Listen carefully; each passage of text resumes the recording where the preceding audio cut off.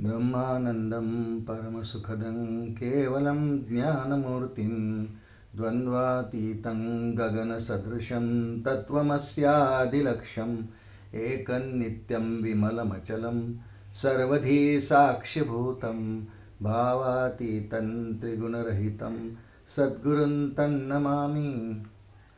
गुरुर्ब्रह्मा गुरुर्विष्णुर्गुरुर्देवो महेश्वरः गुरुः साक्षात् परब्रह्म तस्मै श्री गुरवे नमः। वसुदेवसुतं देवं कंसचाणूरमर्दनं देवकी परमानन्दं कृष्णं वन्दे जगद्गुरुं। कृष्णाय वासुदेवाय हरे परमात्मने प्रणतक्लेशनाशाय गोविंदाय नमो नमः। श्री गोपाल कृष्ण भगवान की जय। माऊली ज्ञानेश्वर महाराज की जय।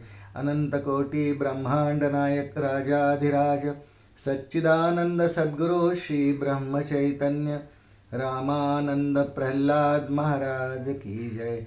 जय जय रघुवीर समर्थ श्री राम।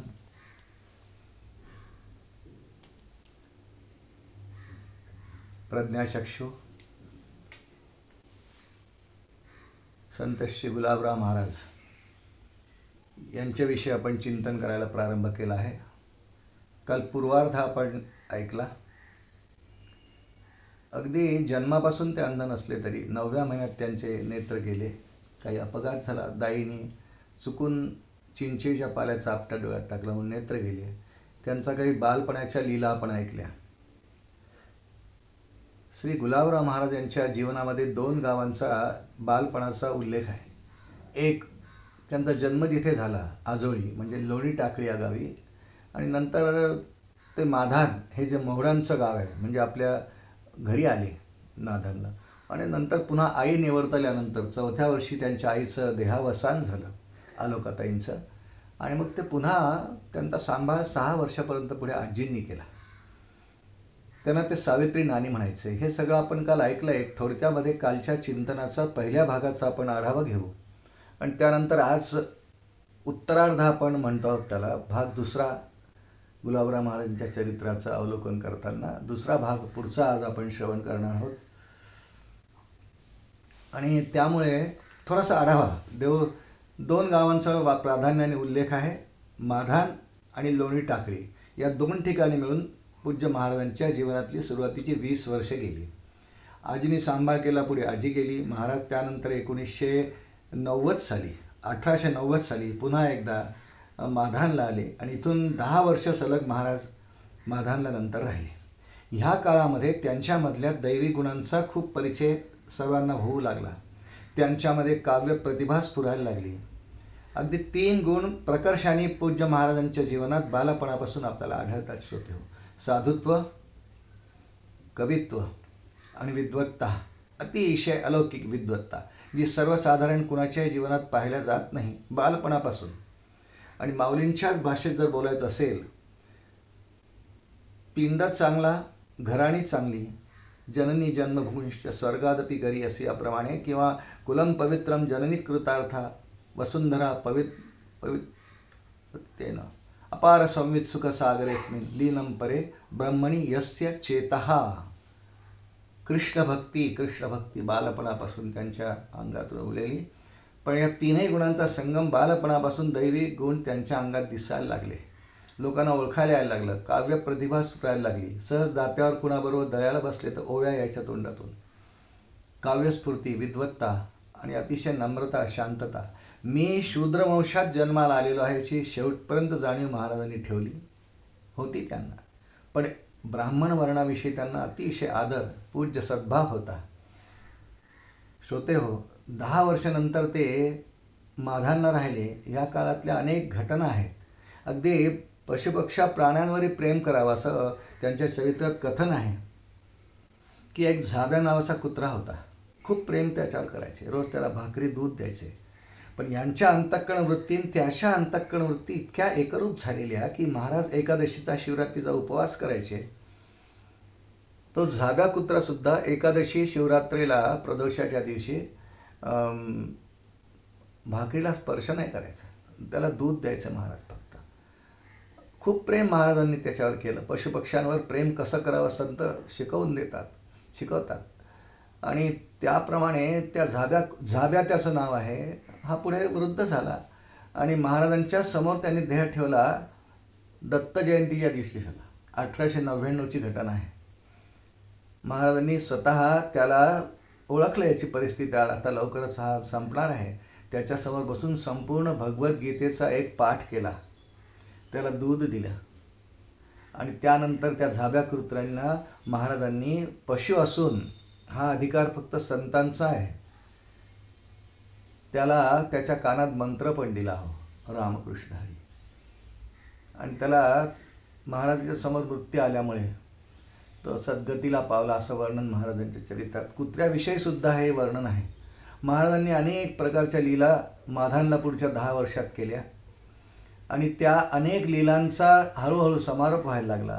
परंतु एक नक्की की महाराजांची एकांत प्रियता, त्यांचं जीवन अत्यंत गूढ आहे, हे दैवी चरित्र आहे, याचा मात्र सर्व घरच्यांना, दारच्यांना, गावातल्यांना परिचय व्हायला लागला की त्यांच्याजवळ एक अशी काही संवेदना शक्ती आहे, जरी नेत्र नाही आहेत, लौकिकदृष्ट्या ते अंध आहेत, प्रज्ञाचक्षु म्हणतो ना आपण त्यांना, त्याचा प्रत्यय सगळ्यांना यावं लागला.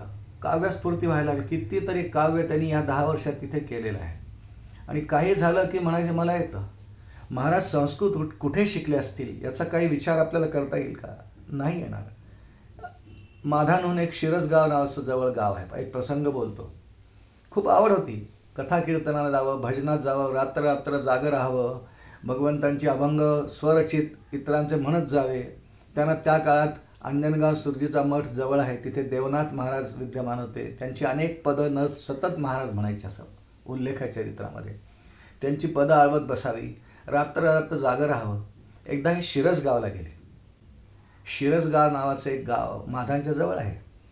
तिथं गेले, कुणाचं कीर्तन ऐकलं, तिथून परत आले. लोकांनी विचारलं, काल रात्रभर तुम्ही कुठे होते? म्हणे मी शिरसगावला गेलो होतो, कीर्तन ऐकायला गेलो होतो. आम्हाला ऐकवा ना म्हणाले. तर महाराज एक वाक्य म्हणाले, मी भल्लं, ही विदर्भाची भाषा आहे बरं का, मी भल्लं संस्कृत शिकलो आहे, मला भल्लं चांगलं बोलता येते संस्कृत. आणि तिथं जे कीर्तन त्यांनी शिरसगावला ऐकलं होतं ते सगळं कीर्तन त्यांनी गावातल्या काही मंडळींना संस्कृतमध्ये करून दाखवलं, असं वर्णन चरित्रात आहे. कोणी शिकवलं? म्हणजे अजून 1900 साली उजाडलं नाही आहे. महाराजांचं वय 20 वर्षे झालेलं नाही आहे. अंध आहेत. ग्रंथांची विलक्षण भारी आवड. काल बुद्धा बोललो होतो, एक एक पैसा जमवून मागून जमवून नाही. यांना काही अर्थार्जन तर काहीच नव्हतं, पण वडील पाटील होते. पुढे त्यांचं निधन झालं. यांना पाटीलकी मिळणार होती, पण घरातल्या कटकटींना सोडून पाटीलकर पाणी सोडून गावातून निघून गेले आणि अमरावतीला आलेत. पुढे अमरावतीमध्ये आल्यानंतरचा आपण ऐकणार होता. पण संस्कृत भाषा कुठे शिकला असतील नाही काही सांगता येत, अंदाज नाही. माऊलींच्या छान ओव्या ज्ञानेश्वरीमध्ये, तैसे वयसेची गावा न जाता, तैसे वयस बालपणीचं सर्वज्ञता वरित आहे, बालपणीचं सर्वज्ञता वरित, आणि तये सिद्ध प्रज्ञेचेनी लाभे, अशी माऊलींची पुढची ओवी आहे. सिद्ध प्रज्ञा म्हणजे बुद्धीची एक अशी अवस्था की ज्यामध्ये एक विलक्षण शक्ती असते, काव्यस्फूर्ती येते, स्मरणशक्ती खूप विलक्षण राहते, ही त्यांना प्राप्त झाली. तये सिद्ध प्रज्ञेचेनी लाभे, मनची सारस्वत दुभे, मग सकल शास्त्रे स्वयंभे, निगती मुखे श्रीराम. काय सुंदर ओवी आहे. आणि त्या ओवीचा दृष्टांत किंवा प्रत्यय रूप, उदाहरण रूप म्हणून गुलाबराव महाराज आहेत. लहानपणी एवढी काव्यस्फूर्ती, अजून 18-19 वर्षांचं वय नाही, पण तये स्थितप्रज्ञेचे निलाभे, का तैशी दशेची वाट न पाहता. काही वय काय झालं हा प्रश्न नाही. 34 वर्ष तर महाराजांना ईश्वराच्या योजनेत आयुष्य मिळालं. 34 वर्ष, त्यापैकी 20 वर्ष माधान आणि लोणी टाकळी या 2 गावात गेली. पण हा लोकांना प्रत्यय यायला लागला. कितीतरी रचना संस्कृतमध्ये तिथे व्हायला लागल्या, कितीतरी पदं, अभंग, दोहळ्या. महाराजांचं एकंदरीत आपण जर चरित्र वाचलं तर कितीतरी काव्य आहे महाराजांचं. जवळपास 23,000 ओव्यांचं काव्य आहे. कितीतरी अभंग आहेत, कितीतरी गवळणी आहेत, जसं माऊलींच्या गवळणी आहेत. एकनाथ महाराजांनी श्रीकृष्ण चरित्रा गवळणी लिहिल्या आहेत, तुकोबांच्याही आहेत. तशा गुलाबराव महाराजांच्या गवळणीसुद्धा खूप प्रसिद्ध आहेत. ते स्वतःला ज्ञानेश्वर कन्या म्हणायचे आणि कृष्णपत्नी, कृष्णाच्या नावाचंच कुंकू लावायचे. ते आता हळूहळू होणार आहे. आणि माधानला असतानाच कृष्ण भक्तीचा इतका प्रादुर्भाव आणि माऊलींच्या भक्तींचा इतका प्रादुर्भाव की ही 20 वर्ष बालपणीची गेल्यानंतर माधान आणि लोणी टाकळी या ठिकाणची संपल्यानंतर महाराज 1901 साली आधी आळंदीला जाऊन आले आणि त्यानंतर तिथे गेल्यानंतर माऊलींना मनोभावे वंदन केलं. ज्ञानेश्वर कन्या म्हणून बिरुद आली. त्याआधीच माऊलींनी यांना स्वप्नात दृष्टांत देऊन अनुग्रह दिला असं वर्णन त्यांनी स्वतः एका अभंगात केलं आहे. माझा पिता ज्ञानघन आळंदी निधान तेणे स्वतःचे नाम देऊन मज लागे कृतार्थ केले मज लागे असा ओवी आहे यांची. तेणे स्वतःचे नाम देऊन कृतार्थ केले मज लागे. ज्ञानेश्वर महाराजांचा अनुग्रह इसवी सन 1901 साली यांना स्वप्नात दृष्टांताद्वारे प्राप्त झाला आणि स्वतःला हे ज्ञानेश्वर कन्या म्हणून घ्यायला लागले. आणि कन्या म्हटल्यानंतर साहजिकच यांनी स्त्रीवेश धारण करायला सुरुवात केली. स्त्रियांसारखं नऊवार नेसावं. विदर्भात नऊवार नेसायची पद्धत आहे, सगळीकडेच आहे, ग्रामीण भागात विशेषतः जास्त. नऊवार नेसावं, बांगड्या घालाव्या, जोडवे घालावे आणि हे श्रीकृष्ण पत्नी म्हणून स्वतःला आता यांनी स्वतःला पुढे आणलं. पुढच्या काळात या स्त्रीव्रतांचा इतका आश्रय घेतल्यामुळे पुढच्या काळात त्यांनी आपल्या स्वतःचा विवाहसुद्धा ज्ञानेश्वर महाराजांशी श्रीकृष्णाशी 1905 साली लावून घेतला आहे. आळंदीची यात्रा केली 1901 साली आणि 1902 पासून हे अमरावतीत राहायला आले. बहुप्रज्ञा, खूप बहुचर्चित, अपार प्रज्ञा. बसले की ओवीबद्ध काव्य करायचे, लोक स्तंभित व्हायचे.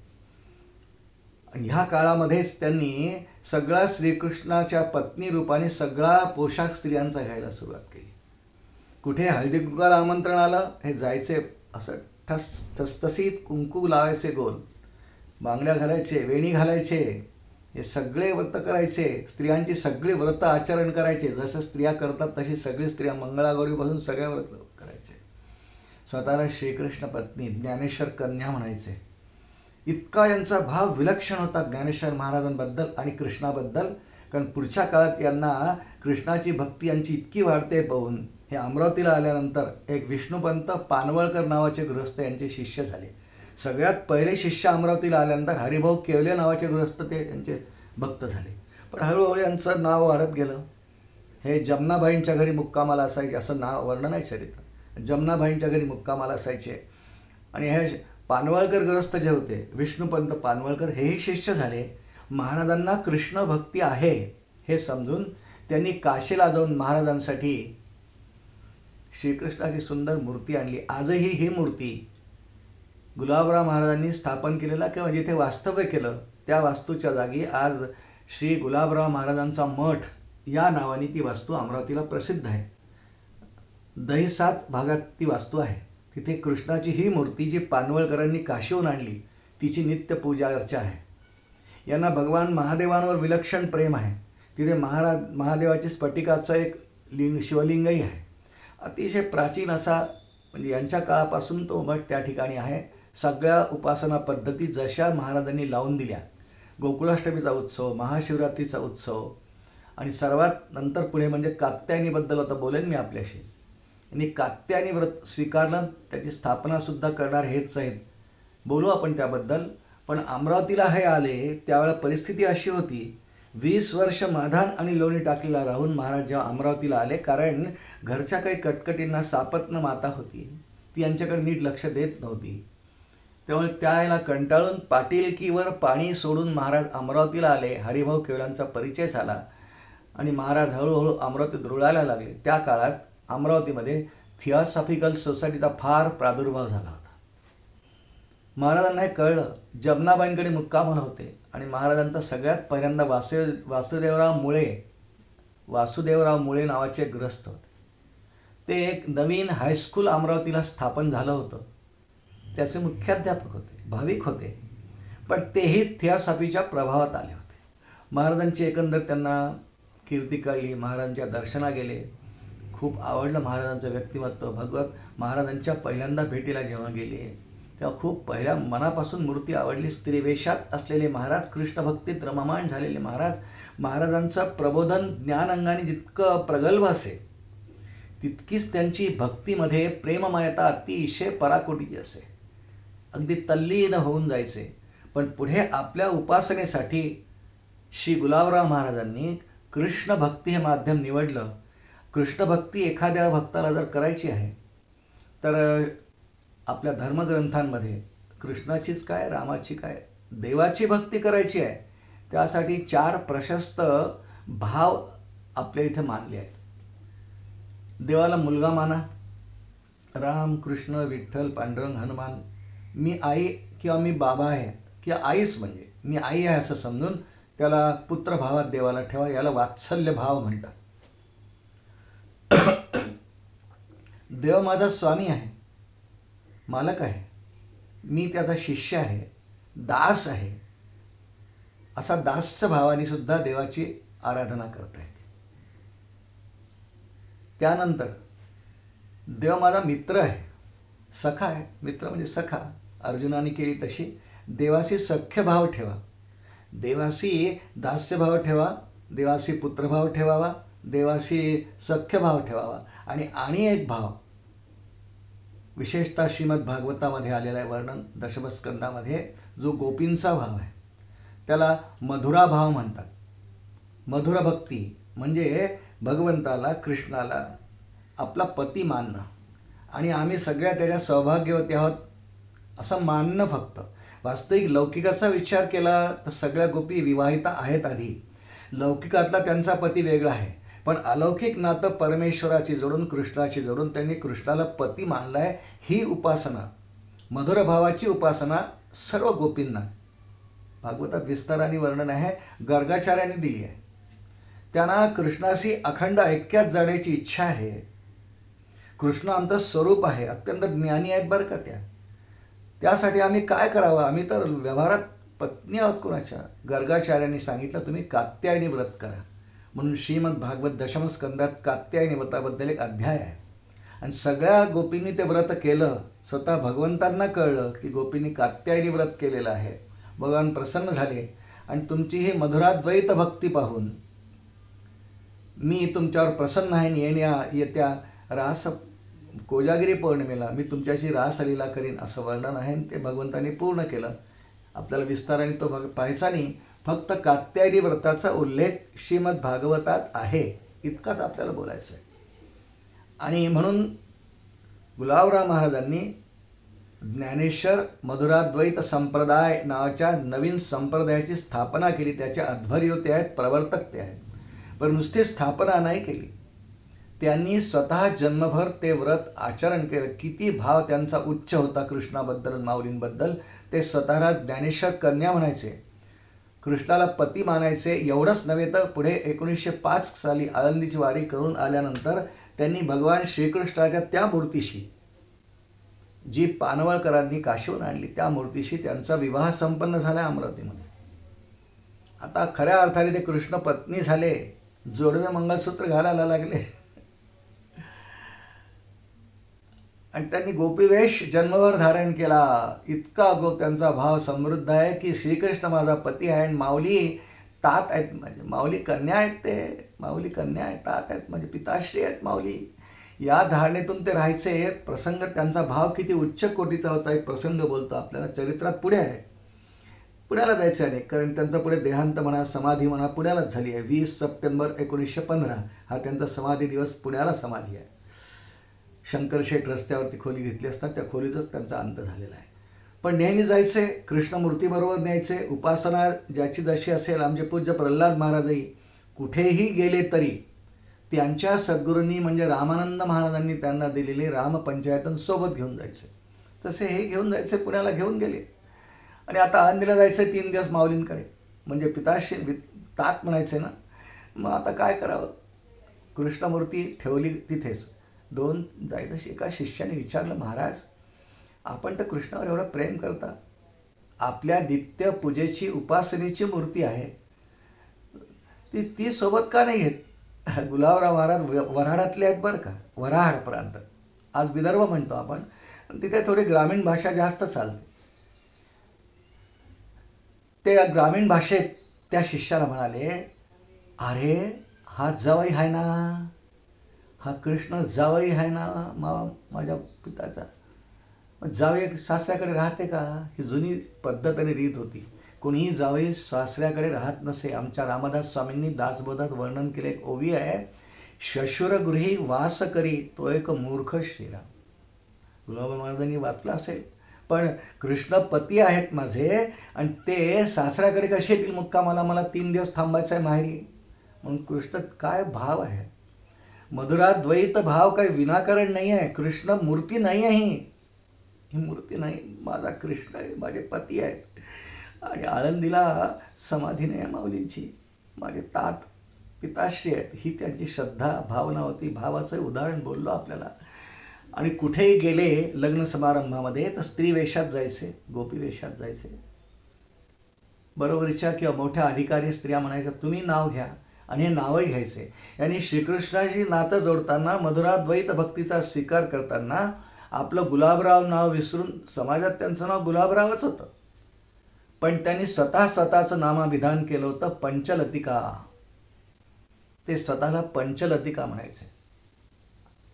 आणि स्त्रियांनी जर का, पूर्वी अशी पद्धत असे की उखाणा घ्यायचा कुठे गेला समारंभात, हळदी कुंकाला गेले की इतर ज्येष्ठ स्त्रियांनी म्हणावं तुम्ही उखाणा घ्या. वास्तविक त्यांना मनातून माहीत असायचं की हे पुरुष आहेत, पण यांनी स्त्रीवेश धारण केलेला आहे, हे मधुराद्वैत संप्रदाय स्थापन केला आहे, हे स्त्रियांप्रमाणे राहतात, म्हणून उखाणा घ्या.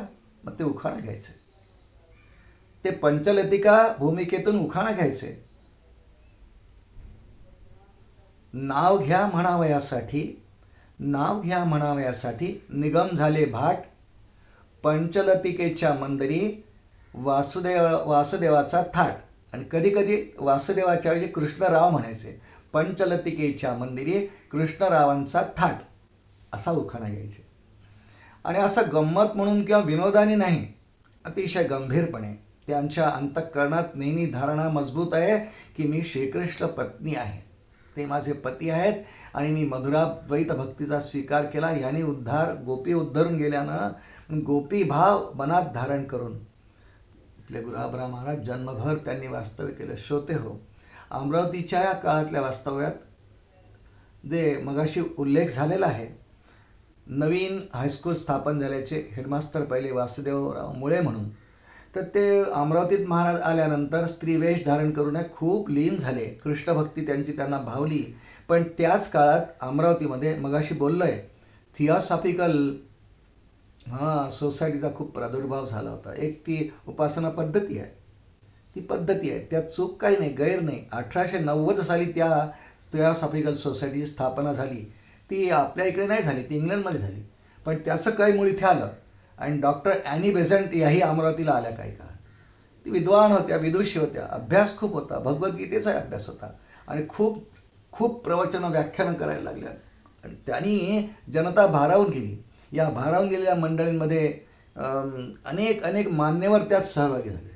त्यात वासुदेवराव मुळे आहेत, त्यात केवले आहेत, त्यात जोशी आहेत, त्यात पांडे आहेत, अनेक नामवंत घराणे त्यात सहभागी झाले आणि सगळे खूप प्रभावित झाले. डॉक्टर ॲनी बेझंट या विदुषीच्या व्याख्यानांमुळे सगळे इतके प्रभावित झाले की घरोघरी थिऑसॉफिकल. पण त्यांच्या मतांचा पूज्य गुलाबराव महाराजांनी खूप वाचन अभ्यास केला आणि त्यांना कळलं की यांनाही अखेरचं तत्त्व काही कळलेलं नाही. जरी हा एक पंथ आहे, त्याला नावं ठेवायचं नाही, पण ज्यांनी शेवटचा टोक मिळणार नाही, त्यांनी एकदा म्हटलं की या सर्वांची माझी भेट करून द्या. वासुदेवराव मुळे या सगळ्या मंडळींना जे थिऑसॉफिकलमध्ये सहभागी झाले होते त्या सगळ्यांना घेऊन गुलाबराव महाराजांकडे गेले. ते जमनाबाईंकडे मुक्कामाला होते आणि महाराज त्यावेळेला हे सगळ्यांना घेऊन गेले. 8-10 मुख्य शिष्यांना थिऑसॉफिकलच्या घेऊन गेले. तेव्हा महाराज विवेक चूडामणी नावाचा ग्रंथ काहीला 5-6 जणांना समजावून सांगत होते. पहा, विवेक चूडामणी याला प्रकरण ग्रंथ म्हणतात. आचार्यांच्या प्रकरण ग्रंथांपैकी पंचदशी, विवेक चूडामणी, आत्मबोध हे मुख्य ग्रंथ आहेत. आपल्या गुलाबराव महाराजांचा पंचदशीचा अभ्यास आहे. हो, कारण त्यांनी जेव्हा हरिविजय रामविजय सारखे ग्रंथ बोलवले, शिवलीलामृतासारखे, त्यात पंचदशीसुद्धा बोलावलं आहे आणि त्याचं वाचन करून घेतलेलं आहे. त्याचं वाचन खूप चांगल्या लोकांकडून करून घ्यावं. पांडुरंगबा नावाचे गृहस्थ होते, त्यांच्या तर एकदा यांनी वाचन ऐकलं की त्यांना चांदीचं कडं देऊन दिलं हातातलं. इतके उदारे होते. ज्यांनी कोणी यांना शिकवावं त्याला गुरु म्हणायचे आणि गुरु म्हणून नमस्कार करा. एवढी लिहिता की तुझ्यामुळं कळतंय अत्यंत पुस्तकांवर प्रीती, धर्मशास्त्रीय सगळ्या ग्रंथांवर प्रीती, त्याचबरोबर सर्व पाश्चात्य तत्त्वमतांचा अत्यंत प्रदीर्घ आणि सखोल अभ्यास, स्पेन्सर, डार्विन, ह्यूम या सगळ्यांचं त्यांनी खूप वाचन केलेलं आहे. कसं केलं असेल? स्वतः केलं नाही, पण कुणाकडे तर वाचन करवून घेतलं आणि ते कायम स्मृतीत ठेवलं. हे लौकिक दृष्टीने मी आपल्याशी बोलतो आहे, पण बालपणीचं सर्वज्ञता वरी तयाते, तैसे दशेची वाट न पाहता, वयसेची या गावा न जाता, बालपणीचं सर्वज्ञता वरी तयाते. श्रीराम परमेश्वराच्या योजनेमध्ये त्यांना एक खूप मोठं प्रज्ञा वैभव, बुद्धीचं वैभव लाभलेलं आहे. आणि त्यांनी त्यामुळं त्यांच्या भेटीला वासुदेवरांनी जी माणसं आणली थिओसॉफिकलची, सर्वांशी खूप चर्चा केली, सर्वांना मतं पटली आणि एक भविष्यवाणी जाहीर केली की या थिओसॉफीला ह्यानंतर पुढे फक्त 10 वर्ष आयुष्य आहे. नंतरही हळू, आणि ते खरं झालं. थिओसॉफिकल विचारांचा पगडा जनमानसांवरचा हळूहळू ओसरत गेला आणि साधारण महाराजांच्या महासमाधीपर्यंत तो संपूर्णपणे संपला. आता हे विरळ तुरळक कोणी अभ्यासक असतील तर माहिती नाही, पण त्याचा प्रभाव मात्र संपलेला आहे. अशा अनेक पंथांचे प्रभाव येतात जातात. त्याचप्रमाणे महाराजांना सत्य सौगत समाज, महानुभाव पंथ त्याविषयी चीड नव्हती, पण त्या सर्व पंथांचा अभ्यास करून यांना शेवटचं टोक नाही गवसलेलं. हे द्वैतीच आहेत, कारण महाराज शुद्ध अद्वैत तत्त्वज्ञानाचे पाईक होते, पुरस्कर्ते होते. अद्वैत तत्त्वज्ञान, भगवद्गीता अद्वैतामृतवर्षिणीं भगवतीं अष्टादशाध्यायीनी म्हटलं आहे ना. आणि महाराज स्वतःला कृष्णाची पत्नी मानतात आहे. श्रीमद भागवताला तर ते मंगलसूत्र म्हणतात. तो श्रीमद भागवत शास्त्र माझ्या गळीचे मंगलसूत्र असं त्यांचा अभंगाचा एक चरण आहे. श्रीमद भागवत शास्त्र माझ्या गळीचे मंगलसूत्र. श्रीमद भगवद्गीता, उपनिषद, वेद, रामायण, महाभारत हे जे अद्वैत तत्त्वज्ञानाचे ग्रंथ आहेत वाल्मिकी व्यासांचे आणि श्रीमद आद्य शंकराचार्यांचे, त्या सर्वांचे महाराज पाईक आहेत. आणि त्यामुळं थिओसॉफिकलच्या विचारांचा महाराजांनी पराभव केला असं पण नाही म्हणून, पण खंडन केलं. त्यांना ते पटलं आणि वासुदेवराव मुळांनासुद्धा ते पटलं आणि हळूहळू थिओसॉफिकचा प्रभाव हळूहळू कमी होत गेला. श्रोते हो, महाराजांच्या जीवनात पुढे 1905 हे साल फार महत्त्वाचं आहे. महाराज अमरावतीत आल्यानंतर हळूहळू जम बसला म्हणजे शिष्य व्हायला लागले. त्यांचा अधिकार सर्वांना कळायला लागला. 1905 साली महाराजांना पुत्ररत्न प्राप्त झालं. विवाहता ऐकला आपण कालच्या भागामध्ये. मुलाचं नाव अनंत असं ठेवण्यात आलं 1905 साली. ह्याच काळात 1905 साली महाराजांच्या जीवनात अमरावतीला इतर शिष्यांबरोबर भेटायला येणारे अनेक जे लोक होते, त्यामध्ये एक नाव आज आपल्याला घ्यावं लागेल. श्रीयुत नारायण पैकाजी पंडित यांचा परिचय 1905 साली अमरावतीला झाला. नारायण पैकाजी पंडित म्हणजे पुढच्या काळात जे बाबाजी पंडित या नावाने प्रख्यात झाले आणि स्वतः महाराजांनी आपल्या हयातीत नारायण पैकाजी पंडित म्हणजे बाबाजींना आपला उत्तराधिकारी घोषित केला. म्हणजे किती अधिकार असेल बघा. अत्यंत सेवाभाव, निष्कपट वृत्ती, निरलस वृत्ती, अध्ययनावर अत्यंत प्रीती आणि महाराजांवर अत्यंत प्रेम या गुणाने ते भूषित होते. त्यांचा निष्कपट भाव पाहिला आणि महाराजांनी त्यांना उत्तराधिकारी आधीच घोषित केलं. फार विद्वान ते होते, चांगल्या प्रज्ञेचे अधिकारी होते, म्हणून जाणीवपूर्वक त्यांना महाराजांनी निवडलं. आज श्री गुलाबराव महाराजांची सगळी ग्रंथसंपदा आज जी आपल्याला उपलब्ध आहे ती सगळी बाबाजी महाराजांमुळे उपलब्ध आहे. हे मूळचे चंद्रपूरचे राहणारे होते, पण कोणानिमित्ताने अमरावतीत आले आणि 1905 साली म्हणजे निर्याणाच्या 10 वर्षाआधी त्यांचा आणि पूज्य महाराजांचा परिचय झाला म्हणूया, किंवा त्यांना गुरु प्राप्त झाले म्हणूया. आणि खूप सेवा यांनी महाराजांची मनापासून केली. म्हणजे इतर शिष्यांच्या तुलनेत एक वेळ शिष्यांची बोलणी खायची, पण सेवाभाव नाही सोडायचं. महाराजांना ज्वर आहे असा एक प्रसंग आहे. महाराजांना ज्वर म्हणजे ताप आलेला आहे. आणि तापात कोणी स्नान करतं का? खूप ताप होता. इतर शिष्य म्हणत होते महाराज स्नान करू नका, पण महाराजांनी एकदम म्हटलं, पंडित स्नानाला पाणी दे. इतर शिष्य नाही म्हणतात आहे, अंगात ज्वर आहे, प्रसंग पा कसा आहे, पण तरी देखील गुरु आज्ञा पालन करायची म्हणून बाबाजी महाराज पंडितांनी म्हणजे नारायण पंडितांनी गरम पाणी काढावं, महाराजांनी स्नान करावं. यांनी इतर सर्व शिष्यांची बोलणी खावी की तुका पाणी दिलं वगैरे, पण गुरु आज्ञा पालन त्यात उत्तीर्ण व्हायचे. गुलाबराव महाराज लीला करायचे. रामदास स्वामींनी दासबोधात एक ओवी म्हटली आहे, ऐक मुख्य शिष्याचे लक्षण, ऐक मुख्य शिष्याचे लक्षण, सद्गुरु वचनी विश्वास पूर्ण, अनन्य भावे शरण, या नाव शिष्य श्रीराम. उत्तीर्ण व्हायचे, कोणती परीक्षा ते हजर असायचे आणि त्यामुळेच पुढे त्यांच्या कृपेला पात्र होऊन त्यांचे उत्तराधिकारी ठरले. श्रोते हो, अमरावतीमध्ये आल्यानंतर महाराजांचा पुष्कळ जम बसायला लागला. त्या काळामध्ये एक राष्ट्रीय विद्यालय अमरावतीला होतं आणि त्याचे मुख्याध्यापक म्हणून आपण सर्वाधिक नाव ऐकलं असेल, वैकुंठवासी लक्ष्मण रामचंद्र पांगारकर किंवा ल.रा. पांगारकर. अत्यंत विद्वान, संत साहित्यिक आणि दासबोधावर मराठी टीका लिहिणारे, फार सगळी संत चरित्र यांनी लिहिलेली, फार अभ्यास. रामदास स्वामींचं दैवत यांनी मुमुक्ष नावाचं एक मासिकही चालवलं होतं. हे अमरावतीला होते. गुलाबराव महाराजांचा नावलौकिक यांच्या कानावर गेला. हे जाऊन भेटले. महाराजांचा एकंदर अलौकिक दिव्य ज्ञान पाहून खूप खूप खूप प्रसन्न व्हायचे, कुंठित व्हायची मती. एकदा महाराज आपल्या निवडक काही 15-20 शिष्यांसह म्हणजे कात्यायनी व्रताचा प्रारंभ देऊळवाड्याला केल्यानंतरची घटना आहे. एक वाठोडा शुक्लेश्वर नावाचं गाव आहे अमरावतीजवळ. तिथे कात्यायनी करायचं ठरलं. कात्यायनी हा उत्सव हा देवीचा उत्सव आहे. कात्यायनी देवीचं नाव आहे आणि हा उत्सव भागवतात सविस्तर वर्णन आहे ह्याचं. मार्गशीर्ष महिन्यात करावा लागतो. मार्गशीर्ष मासे त्याचं वर्णनच आहे भागवतामध्ये. तसं तो गोपींनी जो केला तो महिनाभराचं ते व्रत आहे. त्यासाठी नदी आवश्यक असते. पार्थिवाची महादेवांची मूर्ती बनवायची, रोज तिला अभिषेक इत्यादी करायचा, त्याची पूजा अर्चा करायची, मनापासून अर्चना झाली, स्तुती झाली, काही स्तोत्र झाली की रोज विसर्जन करायचे. हे महिनाभर करायचं म्हणून नदी अतिशय आवश्यक. नदीतल्या वाळूची करायची. गोपींनी केलं आहे. वाठोडा शुक्लेश्वर या ठिकाणी गेले असताना आणि पुष्कळ शिष्य असायचे, 5-25 शिष्यांना घेऊन जायचे. गुलाबराव महाराजांनी सुरू केलेला कात्यायनीचा उत्सव अजूनही त्यांच्या ह्या संप्रदायामध्ये म्हणजे ज्ञानेश्वर मधुराद्वैत संप्रदाय त्याचं आज नाव आहे, अजूनही साजरा केला जातो. नदी जिथे असेल तिथे. आज सध्या काही वर्षांपासून तो चंद्रपूर या ठिकाणी होत आहे, नदी आहे. तर महाराज सर्वांना घेऊन, शिष्यांना घेऊन वाठोडा शुक्लेश्वर या ठिकाणी गेले. पूजा अर्चा झाली. महिनाभर तिथे मुक्काम आहे. आणि ल.रा. पांगारकर यांनी विचार केला की एकदा यांच्या सान्निध्याचा लाभ घ्यायला पाहिजे. गेले. अलौकिक विद्वत्ता पाहून साष्टांग दंडवत घातला असं वर्णन आहे. एवढंच नव्हे तर त्यांच्याविषयी पुढच्या काळात 1908 साली 24 सप्टेंबर 1908 मुमुक्षु ह्या आपल्या दैनंदिन पत्रिकेमध्ये मासिक काढायचे ते, त्यामध्ये लेखही छापला. काय घडलं तेव्हा? शिष्य बसले होते.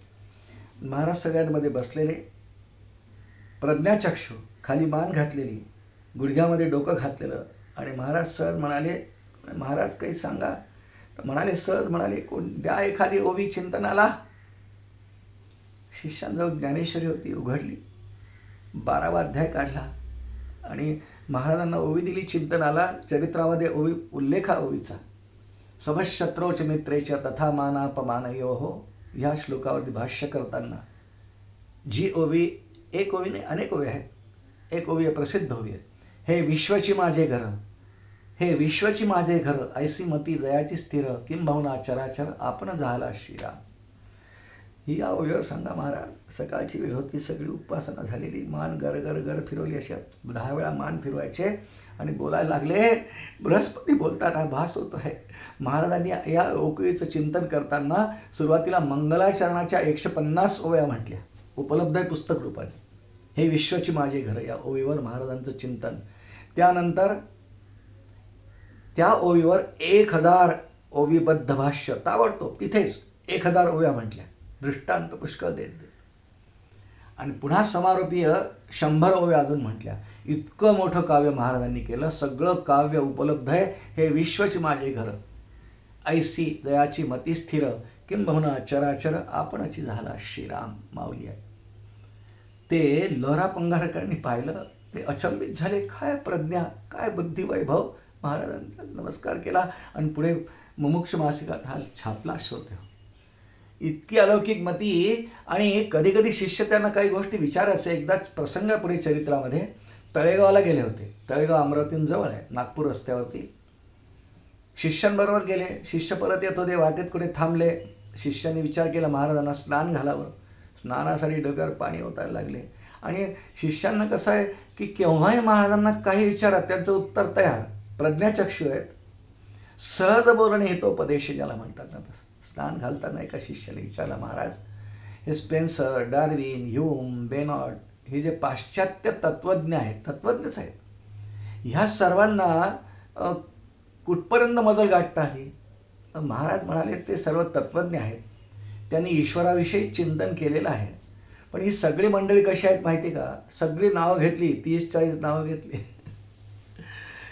ही मंडळी कशी आहेत? हे किनाऱ्यावर उभं राहून नदीचं पाणी पाहणारी माणसं आहेत. फक्त आर्य सनातन धर्मामध्ये होऊन गेलेले सत्पुरुषच असे आहेत की ज्यांनी त्या सरोवरात किंवा नदीत उडी मारून तळापर्यंत जाऊन त्या नदीच्या तळाचा ठाव घेतलेला आहे, म्हणजे मुळापर्यंत पोचले आहेत.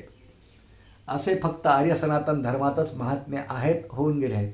झाले आहेत, होणार. समर्थांची ओवी आहे, धर्मस्थापनेचे नर ते ईश्वराचे अवतार, झाले आहेत पुढे होणार, देणे ईश्वराचे श्रीराम. हे ईश्वराचं देणं आहे. ईश्वराच्या योजनेमध्ये ते असे सत्पुरुष साधू झाले. म्हणून अद्वैत तत्त्वज्ञानाचा स्वीकार करून ह्या संत मुनींनी शेवटचं टोक किंवा तळ हे शोधण्यास यशस्वी झाले. पूज्य महाराजांच्या जीवनात अनेक सत्पुरुषांच्या त्यांच्या भेटींचं वर्णन आहे. श्रोते हो, त्या काळात बाबा गर्द्रे होते, त्यांची भेट आहे. लहरा पांगारकरांच्या विषयी आपण ऐकला तर वर्णन आहे. हे ब्रह्मचैतन्य महाराज गोंदवलेकर ह्याच काळात विराजमान आहेत. त्यांची आणि यांची भेट हरदा या ठिकाणी झाली. मध्य प्रदेशात हरदा नावाचं गाव आहे, त्या ठिकाणी आज 2 सत्पुरुषांची भेट झाली. संपूर्ण ज्या ठिकाणी महाराजांनी भ्रमंती केली, अनेक साधू, सत्पुरुष, आचार्य, विद्वान, पण एक नक्की की महाराजांमध्ये काहीतरी विलक्षण दिव्य ईश्वरीय शक्ती आहे. या सगळ्यांना प्रत्यय येत असे. बोलण्यातून चालतून विद्वत्ता इतकी पाझरत असे. पण त्याचबरोबर महाराजांच्या विषयी प्रेम यासाठी की त्यांचं भगवान श्रीकृष्णांवर, आर्य सनातन धर्मावर, आमच्या धर्मशास्त्रीय सगळ्या ग्रंथांवर, विशेषतः भगवद्गीता आणि भागवत यावर इतकं अलोट प्रेम होतं की ते बोलताना त्यांची वाणी प्रेमरसाने ओथंबत असत. आणि त्यांनी खूप लोक प्रभावित व्हायचे आणि थोड्याशा चुकीच्या मतांनी जात असतील तर मूळ पदावर यायचे. आणि अनेकां ज्यांचा बुद्धिभेद झालेला आहे, पाश्चात्य संस्कृतीचं अनुकरण करून किंवा पाश्चात्य मतांचा स्वीकार करून ज्या अनेकांचा बुद्धिभेद झाला, अशा अनेकांना यांच्या संपर्कात येऊन आपल्या मूळ प्रवाहात यांनी घेऊन घेतला. सहजच यायचे. यांनी संप्रदाय निर्माण केला, ज्ञानेश्वर मधुराद्वैत संप्रदाय. पण आग्रह नाही केला कोणाला तुम्ही यातच या, पण आर्य सनातन धर्माचे पाईक व्हा. मी उद्धारासाठी माझ्या शिष्यवर्गांसाठी मधुराद्वैत संप्रदाय निर्माण केला, आपण त्यात नका येऊ असा आग्रह नाही केला. दुराग्रही नव्हते, पण आर्य सनातन धर्माविषयी आदर बाळगा. कोणताहीला पंथ स्वीकारा, तो वारकरी असो, धारकरी असो, दत्त संप्रदाय असो. दत्त संप्रदायातल्या मोठ्या मोठ्या यतींच्या यांच्या भेटी झालेल्या आहेत.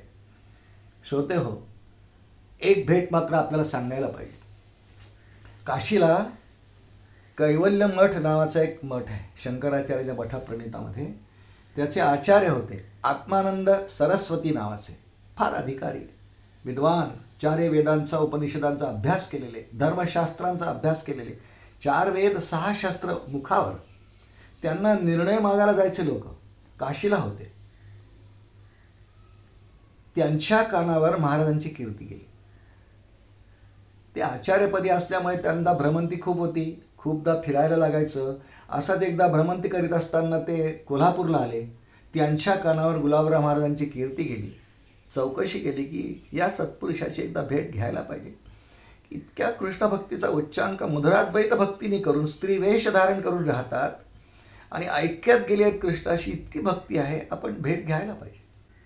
ही सर्व संतांची एक धारणा असते की समकालीन संतांच्या सहज भेटी घेतात. पूज्य गजानन महाराजांच्या चरित्रामध्ये एक प्रसंग आहे. त्यांच्याकडे वासुदेव आनंद सरस्वती महाराज आले. वास्तविक दोन एकदम भिन्न व्यक्ती आहेत. एक विदेही आहे, काही कर्मठपणाचं नाव नाही, सोळं नाही, ओळं नाही, काही नाही. आणि वासुदेवानंद सरस्वती पूर्ण कर्मठ, पूर्ण आचार पाळणारे, पूर्ण सोळं. पण गजानन महाराजांनी त्यांची भेट घेतली. शिष्यानं सांगितलं, अरे आज माझा भाऊ येणार आहे, सांभाळून राहा, त्याला फार सोळं कडक असतं वगैरे वगैरे. आणि प्रत्यक्ष जेव्हा वासुदेवानंद सरस्वती शेगावला आले ना, दोघांची फक्त भेट झाली, बोलणं काहीच नाही, बोलले नाही. हां, मौनम सर्वार्थ साधनम. फक्त एकमेकांकडे पाहिलं, दोघे सारिखे सारिखे, एकमेकांचा अधिकार ओळखला आणि काही वेळ थांबून ते निघूनही गेले. तसं संत श्री गुलाबराव महाराज यांना भेटायची इच्छा आत्मानंद सरस्वती महाराजांनी केली. आणि त्यांनी विचार केला महाराज कुठे असतील. चौकशी केली तसं कळलं की महाराज हरद्याला आहेत. पुन्हा ते हरद्याला गेले, एका ठिकाणी मुक्काम केला. कानावर कीर्ती गेलीच होती आणि भेटले महाराजांना. परस्पर परिचय झाला. स्त्रीवेश धारण केलेले गुलाबराव महाराज आले. त्यांनी ऐकलं होतं. मग स्त्रीवेश पुरुषांनी धारण करावा का, याच्यावर काही चर्चा झाली. काही भगवद्गीतेच्या सिद्धांतांवर चर्चा झाली. आणि मग गुलाबराव महाराजांना ते आत्मानंद सरस्वती स्वामी महाराज म्हणाले, तुम्ही काही बोला. चर्चाच होती, वाद नव्हता. गुलाब महाराजांनी एक पूर्वपक्ष केला. म्हणाले, श्रीमद भगवद्गीतेच्या 13व्या अध्यायावर भाष्य करताना श्रीमद आद्य शंकराचार्यांनी ते भाष्य केलेलं आहे. मयि चानन्य योगेन भक्तिरव व्यभिचारिणी, असा तो श्लोक आहे.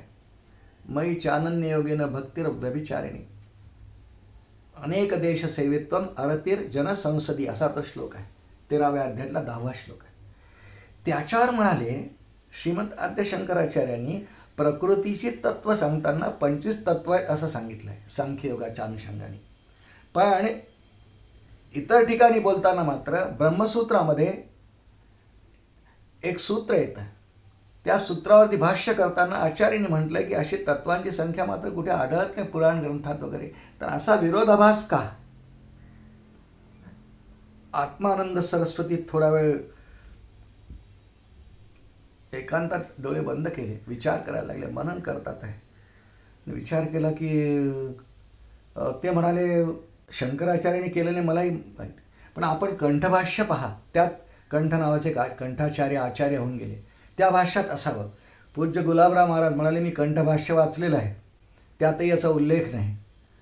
ते म्हणाले आश्चर्य आहे, कारण मला अध्ययन करून 40 ते 45 वर्षाचा काळ उलटलेला आहे, त्यामुळे फारसं काही स्मरत नाही. पण आपण एक महाराज विनंती आहे, आपण काशीला या. काशीला सतत विद्वत सभा भरत असतात. आपल्या प्रश्नाचे उत्तराची उकल तिथे होईल. खरं म्हणजे आपला हा प्रश्न श्रीमद आद्य शंकराचार्यांवर पूर्वपक्ष आहे, त्याची उकल मला आता मी एक तर गडबडीत आहे, बाहेर बरीच माणसं बसली आहेत, त्यांना काही उत्तर द्यायची आहेत, त्यामुळे आता हा मी सोडवू शकत नाही. पण आपण काशीला या असं महाराजांना म्हणाला. तो प्रसंग संपला. पण पूज्य गुलाबराव महाराजांनी जो पूर्वपक्ष केला की प्रकृतीची 25 तत्व आहेत असं भगवद्गीतेत आचार्य भाष्यात स्वतः म्हणतात, पण ब्रह्मसूत्र भाष्यात म्हणतात की याला कुठे पुरावा आढळत नाही, असा विरोधाभास का झाला. तो प्रसंग संपला. रात्र झाली. अजून आत्मानंद सरस्वती महाराज तिथे मुक्कामाला आहेत, दुसऱ्या घरी आहेत. तिथे गेले महाराज रात्री. ते झोपले होते खाटेवर, त्यांचे पाय चेपायला लागले. ते जागे झाले, कोणी हात लावला म्हणून. काय करताय. ते म्हणाले, मी शूद्र आहे. स्वतःला शूद्र म्हणण्यात त्यांना काय लाजही वाटायची नाही, अधिकार वाटाय. मी शूद्र आहे, मला आपले पाय चेपायचा अधिकार आहे, मला अधिकार आहे, सेवा करू द्या. ते म्हणाले, नाही, मी आपल्या प्रश्नाचं उत्तरे देऊ शकलो नाही, त्यामुळे आपल्याकडून सेवा घेण्याचा मला अधिकार नाही. ते म्हणाले, असं काय म्हणता महाराज, मला आपले चरण चेपू द्या. पाय दाबत महाराज बसले. सकाळ झाली आणि आत्मानंद सरस्वती स्वामी महाराजांकडे काही मुंबईची माणसं आली असं वर्णन चरित्रामध्ये. पाश्चात्य तत्त्वज्ञानाच्या अनुषंगाने वावरणारी, अभ्यास केलेली, ह्यूम, स्पेन्सर, डेकार्ट, पुष्कळांची ती मतं मांडत होती. आणि त्यांचं सगळं ऐकलं आत्मानंद सरस्वतींनी. आता काही उत्तर देणार तितक्याच गुलाबराव महाराज समोर बसले होते. म्हणजे महाराज, आपली आज्ञा असेल तर मी काही उत्तर देऊ का यांना? अवश्य म्हणाले, अवश्य. आणि पूज्य गुलाबराव महाराजांनी तत्त्वज्ञानाच्या अनुषंगाने वेगवेगळे दृष्टांत सांगून अनेक पतींनी नीती, न्याय, शास्त्र, धर्म सगळ्या अंगांनी त्यांची सगळी मांडणी खोडून टाकली, खंडन केलं आणि त्यांना शेवटी पटवून दिलं का आर्य सनातन वैदिक धर्माच्याच या कशा शाखा आहेत. हे गुलाबराव महाराजांचं नेहमी कायम मत होतं की आर्य सनातन वैदिक धर्मच हा मुख्य धर्म आहे आणि बाकी सगळ्या पंथ आहे त्याच्या शाखा आहेत. त्याचं कारण असं आहे की आमचा हा धर्म ईश्वर निर्मित आहे, सार्वभौम आहे आणि बाकी सगळ्या त्याच्या शाखाच आहेत, नंतर निर्माण झाल्या आणि कुणीतरी पुरुषाने निर्माण केलेल्या आहेत. ही विलक्षण मांडली पाहिली आणि समोरची सगळी पाश्चात्य मतांचा पुरस्कार करणारी मंडळी खजील झाली, लज्जित झाली. खूप आश्चर्य वाटलं आत्मानंद सरस्वतींना आणि एवढंच म्हणाले, अद्भुत अद्भुत, आपण महाराज खरंच काशीला या, एकदा आपल्या विद्वत्तेचा सन्मान होईल. फक्त मान हलवली, प्रसंग संपला. त्यानंतर 2 दिवसांनी आत्मानंद सरस्वती स्वामी महाराज काशीला जायला निघाले. पुन्हा महाराजांना म्हणाले, आपण या. आणि महाराज त्यांना सोडायला स्टेशनपर्यंत गेले. स्टेशनवरही त्यांना वाकून नमस्कार केला. तेव्हा त्यांच्या तोंडी जे वाक्य आलं ते मात्र आपण नेहमी टिपून ठेवण्यासारखं आहे. आत्मानंद सरस्वती स्वामी महाराज म्हणाले, मी सर्व पुराण ग्रंथांचा, इतिहास ग्रंथांचा अभ्यास केलेला आहे, पण पुराण ग्रंथांमध्ये 2 व्यक्ती अशा मला आढळल्या की कधीही सत्यापासून न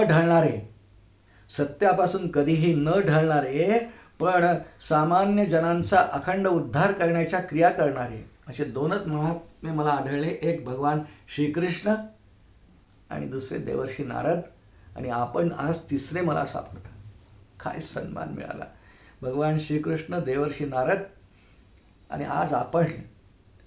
हे आत्मानंद सरस्वती त्या काळात फार प्रख्यात होते. धर्मशास्त्रीय कोणती संकल्पना असो, वेदांविषयी काही प्रश्न असोत, ते विचार न करता माणसं तिथे जायची. जैसे आज काशीला गणेश्वर शास्त्री दवेडकर लोक जातात तसं. थकीत झाले. नंतर ते निघून गेले. श्रोते हो, ह्याप्रमाणे जनमानसांवर प्रचंड पगडा तर होताच, पण आत्मानंद सरस्वतीसारख्या एक विद्वान पंडित आचार्य, कैवल्य मठाचे आचार्य यांना सुद्धा पराभूत केला असं आपण म्हणणार नाही.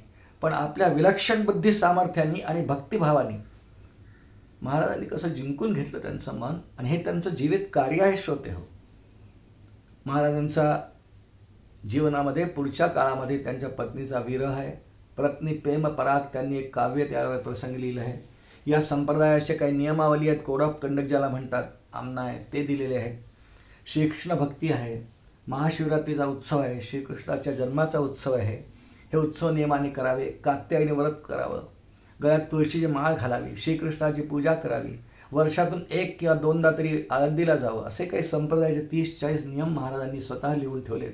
आणि त्यांचे सगळे शिष्य, या संप्रदायात असलेले सगळे शिष्य ते पाळतात. संप्रदाय सुरतरू हा या संप्रदायाचा मुख्य ग्रंथ आहे. जसं ज्ञानेश्वरी वारकरी लोकांचा मुख्य धर्मग्रंथ आहे, साधुबोध नावाचा ग्रंथ आहे. कित्येक अभंग आहेत, कित्येक गवळणी आहेत, कित्येक प्रासंगिक ओव्या आहेत.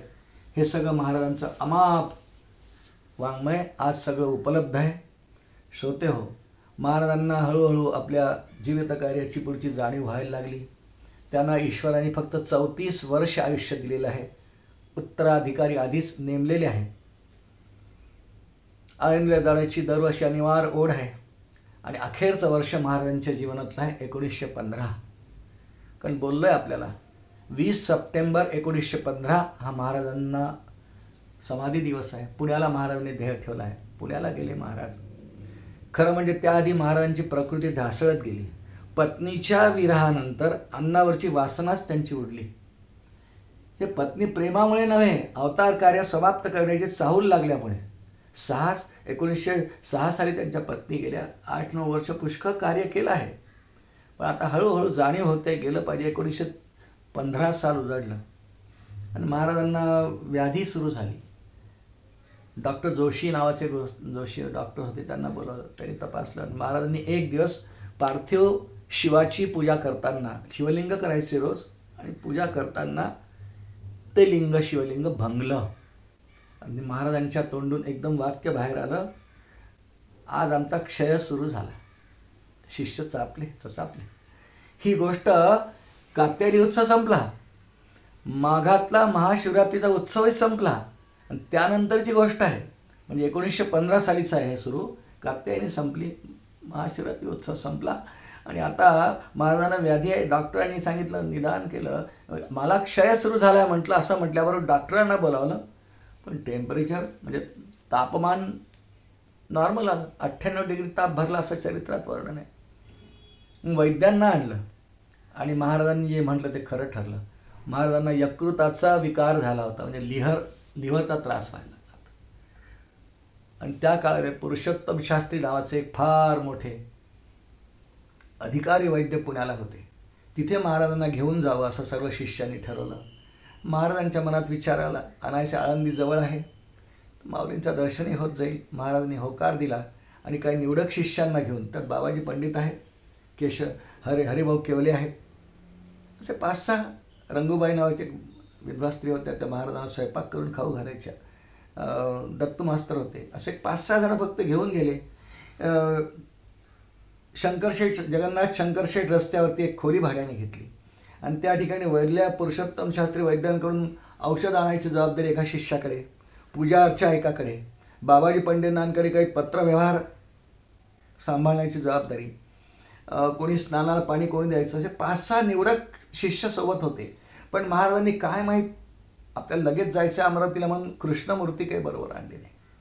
पण पुढची काही जाणीव झाली असेल. त्रिपुरवार आले नव्हते. ज्या त्रिपुरवार, मिलिंद त्रिपुरवार असं त्यांचं नाव आहे पूर्वाश्रमीचं, राजेश्वर शास्त्री पुढे म्हणायचे, त्यांच्याकडे कृष्णमूर्ती होती. त्यांना निरोप पाठवला गेला, पत्र लिहिलं गेलं की मूर्ती घेऊन या. ते लगबगीने मूर्ती घेऊन आले. त्याबरोबर काही लोकांना त्यांनी बरोबर आणलं. अजून 8-10 लोक आले आणि आता महाराजांचे अखेरचे दिवस आहेत. श्रीकृष्ण जन्माष्टमीचा उत्सव संपला. जन्माष्टमी थाटात साजरी केली ज्या पद्धतीने महाराज करतात. कृष्ण थाटात साजरी झाली. तिथेच आळंदीला जाण्याचं शक्य नव्हतं. मला माऊलींच्या जन्माच्या दिवशी आळंदीला जाता येत नाही, गुरुपौर्णिमेला जाता आलं नाही. खूप वाईट वाटलं. म्हणून एका शिष्याला मांढरे नावाचे शिष्य होते, त्यांना पाठवलं, अभिषेक करायला सांगितलं. हळूहळू महाराजांची प्रकृती ढासळतच गेली. औषधाचा फार गुण येत नव्हता आणि हळूहळू करता श्रावण महिना संपला. श्रावण वद्य सुरू झाला. श्रावण गोकुळाष्टमी उत्सवातला श्रावण उत्सव वद्य पक्षामध्ये कृष्ण जयंती आले. त्याच वेळा त्या उत्सवामध्ये वामन द्वादशी नावाचा दिवस येतो. द्वादशी असते त्या दिवशी. वामन द्वादशी त्याला यासाठी म्हणतात की ती श्रीमद भागवतामध्ये वामनावताराची कथा त्या दिवशी येते. 5वा दिवस असतो आणि त्या दिवशी वामन द्वादशी या दिवशी तब्येत फार बिघडली. सगळे शिष्य शपाशी होते. महाराजांचा समाधी वामन द्वादशीचीच आहे. 1915 साली 20 सप्टेंबर 1915 वामन द्वादशी आहे. सकाळपासून महाराजांची तब्येत खूप खालावलेली आहे. शिष्य सगळे जवळ उभे, निवडक शिष्य 5-10 शिष्य होते, खूप गर्दी नाही. अचानकपणे पूज्य महाराजांनी बाबाजी पंडितांना नाव दिला. पंडित इकडे ये. आले. काय महाराज? पंडित, मी आजपर्यंत तुला काही दिलं नाही, काही शिकवू पण शिकलो नाही. तुझी बुद्धिमत्ता अफाट आहे पण शिकवलंय नाही. पण तू माझे ग्रंथ वाच पंडित, माझे ग्रंथ वाच, तुला सगळे कळतील असा आशीर्वाद दिला. आणि पंडित एकच वाक्य सांगतो की मृत्यूच्या वेळी प्रत्येक जीवाला 1000 विंचू डसल्याच्या म्हणजे चावल्याच्या वेदना होतात. हे अगदी सत्य आहे. मरणाच्या वेळी प्रत्येक देहधारी जीवाला 1000 विंचू चावल्या इतक्या वेदना होतात. हे अगदी सत्य आहे. बरं, इतकं वाक्य म्हणतं शांत झालं. फार लोकांना बातमी कळवल्या गेली नाही. निवडक जे 8-10 लोक होते त्यांनी अंत्ययात्रा काढली. महाराजांच्या पार्थिवाला त्यांचे पुत्र अनंतराव मोहोड यांनी अग्नी दिला आणि त्यानंतर महाराजांच्या पवित्र अस्थी घेऊन बाबाजी पंडित आणि हरिभाऊ केवले इत्यादी मंडळी ही प्रयागराजला गेली. त्रिवेणी संगमामध्ये महाराजांच्या पवित्र अस्थींचं विसर्जन केलं गेलं.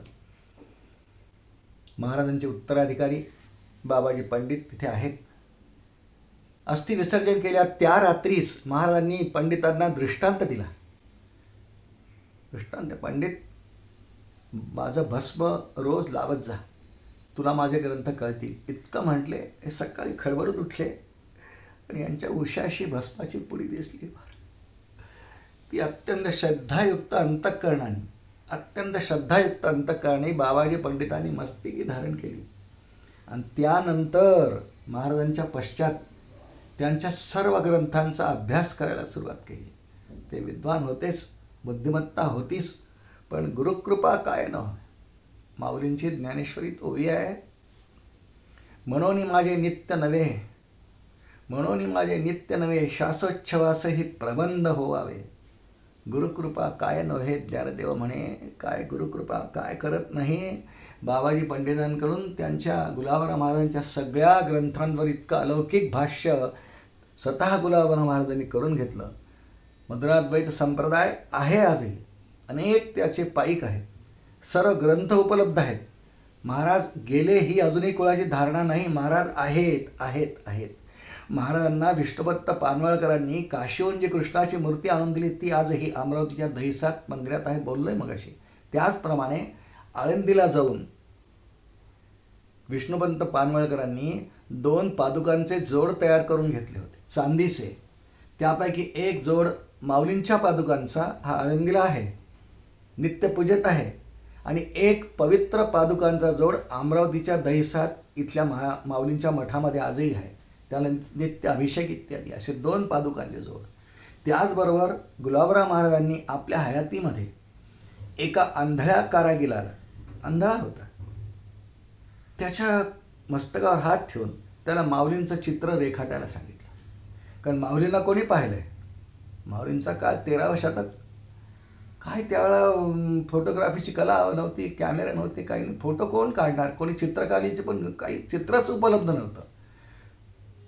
पण गुलाबराव महाराज प्रज्ञाचक्षू, त्यांना माऊलींनी दर्शन देऊन त्यांचं रूप जे दाखवलं ते त्यांनी चित्रकाराला सांगितलं. त्याच्या डोक्यावर हात ठेवला आणि त्या चित्रकाराने ज्याप्रमाणे माऊलींचं चित्र रेखाटलं तेच चित्र त्याच्या 2 प्रती करण्यात आल्या. एक त्यातली प्रत आळंदीला आहे, आपण नित्य जाणारे आहात आळंदीला, कधी बघावं. एक आळंदीला आहे आणि त्यांनी काढलेलं दुसरं चित्र हे अमरावतीच्या दहिसातच्या मठामध्ये आहे. या दोनही चित्रांना अधिकृत मान्यता मिळाली आणि म्हणून माऊली अशा ज्या बसतात नेहमी असे हात घेऊन समाधिस्थ, ती जी प्रतिमा किंवा ती छबी माऊलींची जी आहे ती गुलाबराव महाराजांना दृष्टांत देऊन माऊलींनी जे दर्शन दिलं त्याप्रमाणे हुबेहूब तशीच आहे आणि ती प्रमाणभूत मानल्या जाते. वारकरी संप्रदायामध्ये आळंदीला, पंढरपूरला सगळ्या ठिकाणी हीच प्रतिमा किंवा हा फोटो, ही छबी अधिकृत मानल्या जाते. इतकं मोठं वैभव, इतकं मोठं महत्त्व संत श्री गुलाबराव महाराज यांचं वारकरी संप्रदायामध्ये आहे. कृष्ण भक्ती, वारकरी भक्ती, त्यांनी पुष्कळ काही नियमावलीसुद्धा लिहून ठेवली. कैलास खूप मानायचे, गंगा, कैलास, भागवत, भगवद्गीता, उपनिषद, वेदांत प्रणालीतले संत अध्वर्यो, प्रज्ञाचक्षू श्री गुलाबराव महाराज हे आहेत. म्हणून श्रोते हो, मी आपल्याशी जे बोललो 2 भागांमध्ये, हेही खरं त्यांचं समग्र चरित्र नाही. याहीपेक्षा चरित्रामध्ये खूप विलक्षण अशा घटना आहेत. पण त्यातले काही निवडक वेचे, काही निवडक भाग जितके माझ्या स्मरणात आहेत किंवा बुद्धीला प्रकाश झाला सद्गुरूंच्या कृपेमुळे, माझे सद्गुरू परमपूजनीय प्रल्हाद महाराज यांच्या कृपेमुळे मला बुद्धीला जेवढी प्रेरणा झाली, स्फूर्ती झाली, तेवढे आपल्यासमोर मांडण्याचा प्रामाणिकपणे प्रयत्न केला आहे. इच्छा, अपेक्षा एवढीच आहे की हे 2 भागांमधलं संक्षिप्त चरित्र ऐकून आपल्यापैकी अनेकांना प्रज्ञाचक्षू गुलाबराव महाराजांचं चरित्र विस्ताराने आपणही वाचावं, ऐकावं अशी प्रेरणा होईल, इच्छा होईल. हे तरीसुद्धा या प्रवचन मालिकेचं साफल्य आहे. त्या एका उद्देशानेच ही सगळी प्रवचनं आपल्यासमोर ठेवण्याचा प्रयत्न करतो आहे. माझे पूज्य सद्गुरूंच्या कृपेने ही 2 भागातली भाग 1 आणि 2 प्रज्ञाचक्षू श्री गुलाबराव महाराज यांच्या जीवनावरची चरित्रात्मक कथाभागाने आपल्यासमोर मांडण्याचा प्रयत्न केला. ती झालेली ही मालिका माझे पूज्य सद्गुरू प्रल्हाद महाराज, ज्ञानेश्वर महाराज, संत श्री गुलाबराव महाराज या सगळ्या संतांच्या चरणी समर्पण करतो. माऊलींचा आज मी ज्या दिवशी रेकॉर्डिंग करतो आहे, उद्या जन्माष्टमी आहे तारखेने 15 ऑगस्ट 2025. मी 14 ऑगस्टला रेकॉर्डिंग करतो आहे, 15 ऑगस्टला अपलोड करीन. आपल्याला ऐकायला मिळेल, माऊलींच्या जन्माच्या दिवशी सगळ्यांना ऐकायला मिळेल. त्या हेतूनेच किंवा त्या उद्देशाने माऊलींनी मला ही प्रेरणा केली असावी. संत श्री गुलाबराव महाराजांच्या प्रती आदराने प्रणाम त्यांना करतो आणि या ठिकाणी वाणीला विराम देतो. पुंडलिक वरदा हरी विठ्ठल, श्री ज्ञानदेव तुकाराम, पंढरीनाथ महाराज की जय, माऊली ज्ञानेश्वर महाराज की जय, प्रज्ञाचक्षुश्री गुलाबराव महाराज की जय.